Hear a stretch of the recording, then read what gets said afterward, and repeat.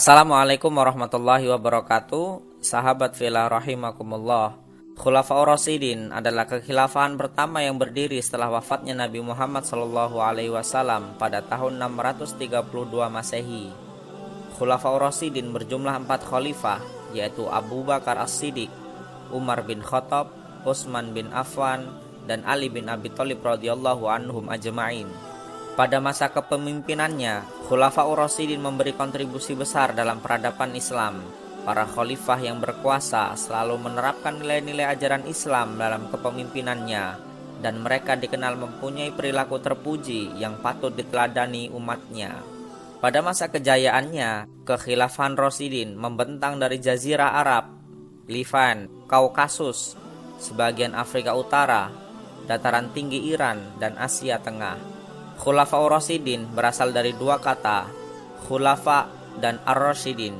Khulafa adalah bentuk jamak dari khalifah yang artinya pengganti, pemimpin, atau penguasa yang diangkat setelah Nabi Muhammad SAW untuk melanjutkan tugas beliau sebagai pemimpin agama dan kepala pemerintahan, tetapi bukan sebagai nabi atau rasul.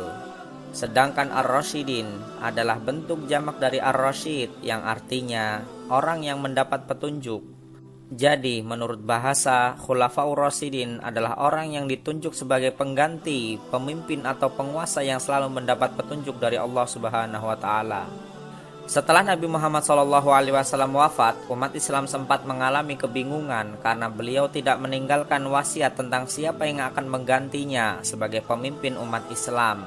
Hal itu secara tidak langsung memberikan kebebasan kepada umat Islam untuk membuat model pemilihan khalifah. Tidak lama kemudian, sejumlah tokoh muhajirin dan ansor berkumpul di balai kota Bani Sa'idah di kota Madinah. Mereka bermusyawarah menentukan siapa yang akan dipilih menjadi pemimpin selanjutnya. Musyawarah tersebut berjalan cukup alot karena masing-masing pihak sama-sama merasa berhak menjadi pemimpin umat Islam. Abu Bakar kemudian menengahi dengan mengatakan bahwa umat Islam hendaknya memilih seseorang yang tidak pernah meminta kekuasaan sesuai dengan ajaran Nabi Muhammad SAW. Selain itu, kekhilafahan seharusnya dipegang oleh orang-orang yang mampu memegang amanah, tidak gila akan kekuasaan, peka terhadap masyarakat, dan tidak silau harta. Dengan kriteria tersebut, umat Islam sepakat memilih Umar bin Khattab. Akan tetapi, Umar bin Khattab menolak dan justru memilih Abu Bakar untuk menjadi pemimpin. Pernyataan Umar bin Khattab pun diamini oleh kaum muhajirin dan ansor serta seluruh umat Islam.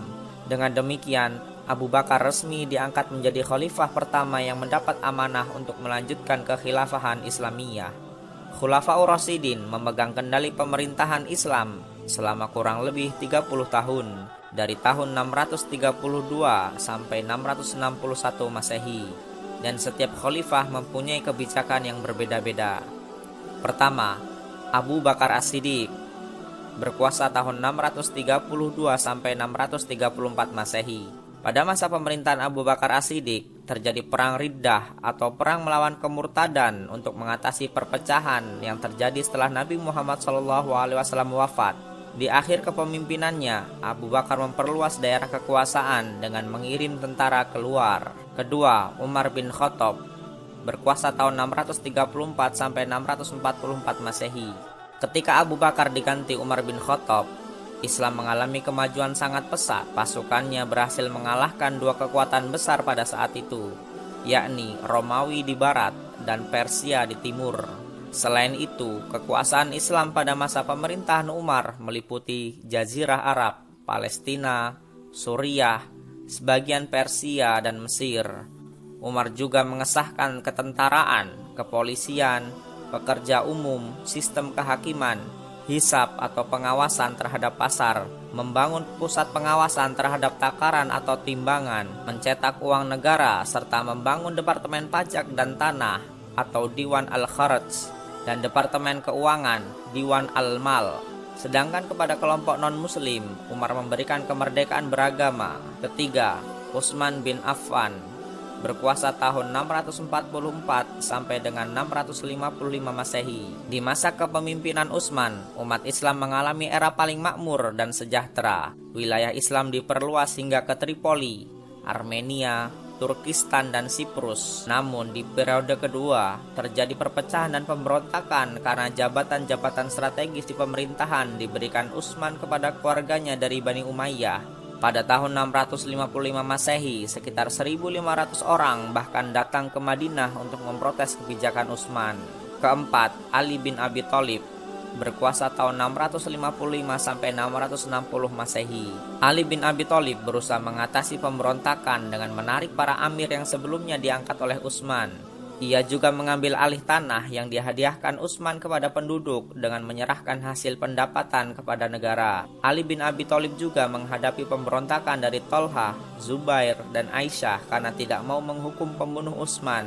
Dan meletuslah perang Jamal atau perang unta karena Aisyah menunggang unta.